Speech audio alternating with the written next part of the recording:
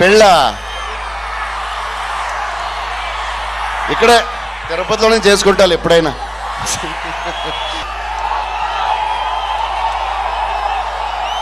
పెళ్ళ ఇక్కడే తిరుపతిలోనే చేసుకుంటాను ఎప్పుడైనా. సో యా, సో ట్రైలర్ నచ్చింది మీకు. ఇది మన లాస్ట్ పబ్లిసిటీ. ఆదిపురుష్ మా అదృష్టం ఈ సినిమా చేయడం.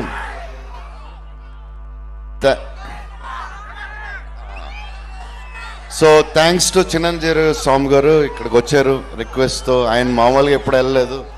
దానివల్ల ఒక జస్ట్ సినిమా ఫంక్షన్లో కాకుండా దీనికి ఒక ఇంపార్టెన్స్ వచ్చింది.